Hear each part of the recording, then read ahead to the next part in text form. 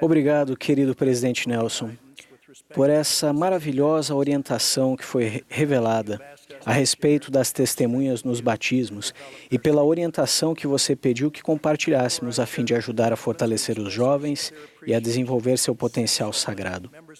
Antes de falar sobre esses ajustes, expressamos nossa sincera gratidão pela maneira excepcional como os membros reagiram às mudanças na restauração contínua do Evangelho. Tal como o presidente Nelson sugeriu no ano passado, vocês tomaram suas vitaminas.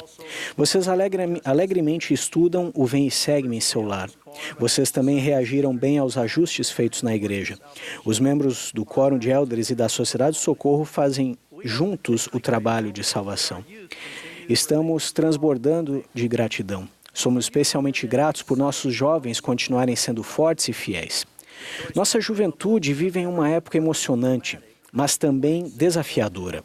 As opções disponíveis nunca foram tão drásticas. Um exemplo, o smartphone moderno fornece acesso a informações incrivelmente importantes e edificantes, inclusive acesso à história da família e às Sagradas Escrituras. Por outro lado, ele torna possível o acesso a futilidades, imoralidade e maldade, que não estavam prontamente disponíveis no passado. A fim de ajudar nossos jovens a navegar nesse labirinto de escolhas, a Igreja preparou 3 iniciativas profundas e abrangentes. Primeiro, o currículo foi fortalecido e expandido para o lar. Segundo, um programa para crianças e jovens, que inclui atividades empolgantes e desenvolvimento pessoal. Foi apresentado no domingo passado pelo presidente Nelson, pelo presidente Ballard e pelos líderes gerais. Uma terceira iniciativa trata de mudanças organizacionais, com o objetivo de que os jovens sejam um foco mais significativo de nossos bispos e outros líderes. Esse foco deve ser espiritualmente poderoso e deve ajudar nossos jovens a se tornarem o exército de jovens que o presidente Nelson pediu que eles se tornassem. Esses esforços, com os outros anunciados nos últimos 2 anos, não apresentam mudanças isoladas. Cada um dos ajustes é uma parte integrante de um modelo interligado que tem o propósito de abençoar os santos e prepará-los para se encontrarem com Deus. Uma parte do modelo está relacionada à nova geração. Desde cedo é pedido que nossos jovens tenham mais responsabilidade individual, sem que pais e líderes façam o que os jovens podem fazer por si mesmos. Hoje anunciamos mudanças organizacionais para os jovens em âmbito de ala e de estaca. Como o presidente Nelson explicou, a irmã Bonnie H. Cordon explicará as mudanças na organização das moças esta noite. Um dos propósitos das mudanças que vou abordar agora é o fortalecimento dos portadores do sacerdócio arônico, dos quórums e das presidências de quórum do sacerdócio arônico. Essas mudanças alinham nossa prática com o que lemos em Doutrina e Convênios 107:15. O bispado é a presidência desse sacerdócio arônico e possui as chaves, ou seja, a autoridade do mesmo. Um dos deveres do bispo, que se encontra nas Escrituras, é presidir os sacerdotes e sentar-se em conselho com eles, ensinando-os a respeito dos deveres de seu ofício. Além disso, o primeiro conselheiro no bispado será especificamente responsável pelos mestres e o segundo conselheiro pelos diáconos. Assim, a fim de nos alinharmos com essa revelação em Doutrina e Convênios, as presidências dos rapazes em âmbito de ala serão descontinuadas. Esses irmãos fiéis fizeram um ótimo trabalho e expressamos nossa gratidão a eles.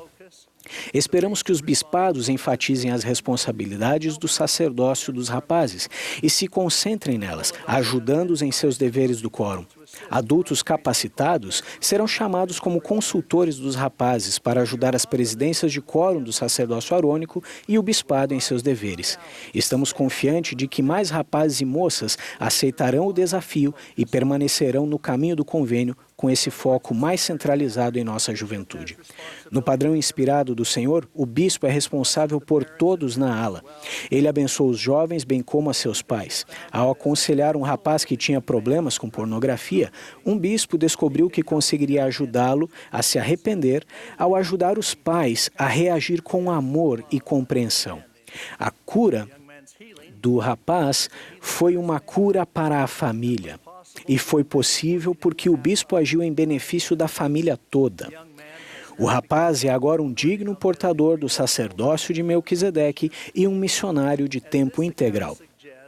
Tal como esse relato sugere, esses ajustes vão ajudar os bispos e seus conselheiros a se concentrarem em suas responsabilidades fundamentais para com os jovens e para com as crianças da primária. Fazer também do poder e dos deveres do sacerdócio arônico a parte central da vida pessoal e das metas de cada rapaz. Esses ajustes também vão enfatizar as responsabilidades das presidências de quórum do sacerdócio arônico e o fato de que elas reportam diretamente ao bispado.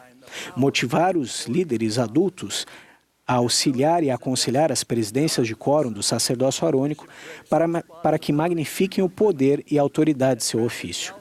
Como indicado, esses ajustes não diminuem a responsabilidade dos bispados para com as moças. Assim como o presidente Nelson acabou de ensinar, a primeira e mais importante responsabilidade do bispo é cuidar dos rapazes e das moças de sua ala. De que maneira nossos amados e diligentes bispos cumprirão essa responsabilidade?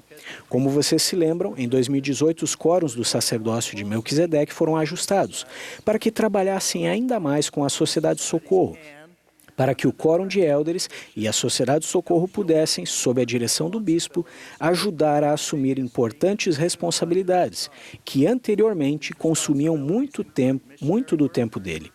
Essas responsabilidades incluem a obra missionária e o trabalho de tempo e história da família na ala, bem como grande parte da administração aos membros da ala. O bispo não pode delegar algumas responsabilidades, como a de cuidar dos jovens, ser um juiz comum, cuidar dos necessitados e supervisionar as finanças e os assuntos temporais.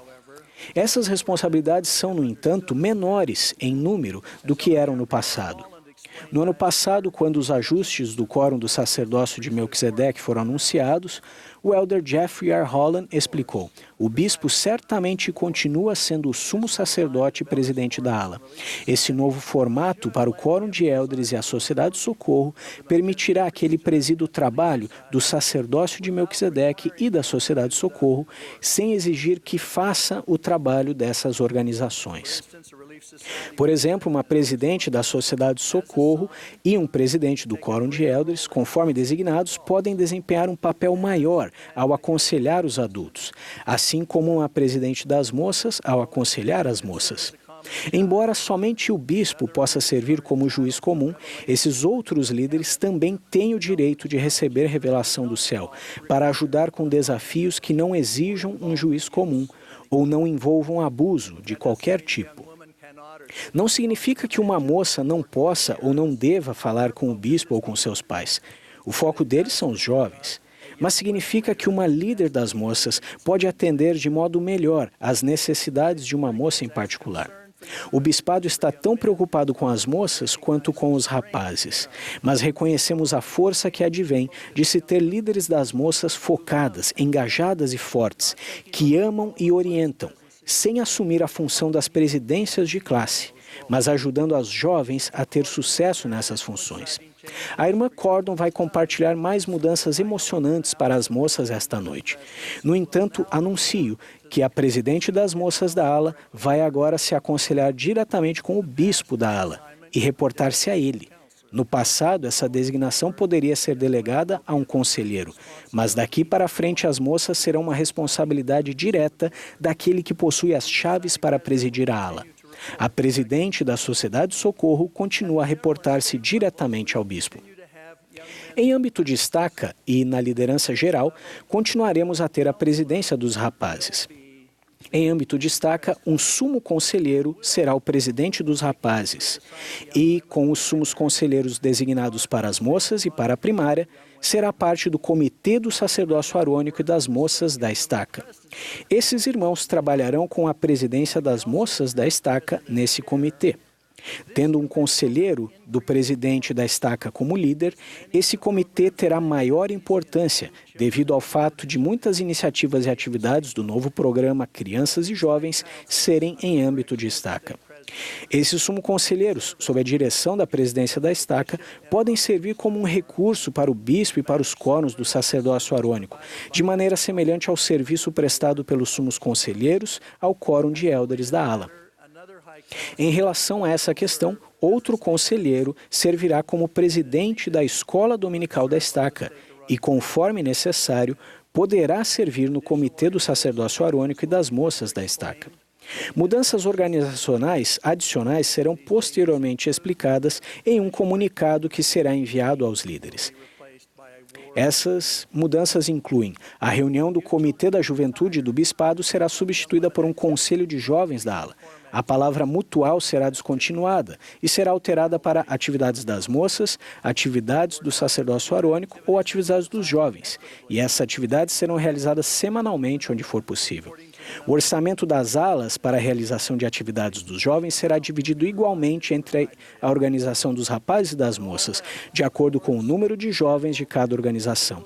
Uma quantia suficiente será fornecida para as atividades da primária. Em todos os âmbitos, ala, estaque e geral, usaremos o termo organização em vez do termo auxiliares.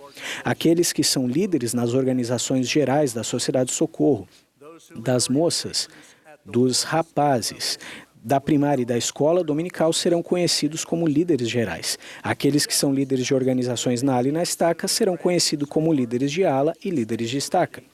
Os ajustes anunciados hoje podem começar assim que os ramos, as alas, os distritos e as estacas estiverem prontos, mas devem entrar em vigor até o dia 1º de janeiro de 2020. Esses ajustes, quando combinados e integrados aos ajustes anteriores, representam um esforço espiritual e organizacional consistente com a doutrina para abençoar e fortalecer todos os homens, mulheres, jovens e crianças, ajudando-os a seguir o exemplo de nosso Salvador Jesus Cristo à medida que progredimos no caminho do convênio. Queridos irmãos e irmãs, prometo e presto testemunho de que esses ajustes abrangentes, sob a direção de um presidente e profeta inspirado, Russell M. Nelson, vão capacitar e fortalecer todos os membros da Igreja. Nossos jovens desenvolverão mais fé no Salvador, serão protegidos das tentações do adversário e estarão preparados para vencer os desafios da vida. No sagrado nome de Jesus Cristo. Amém.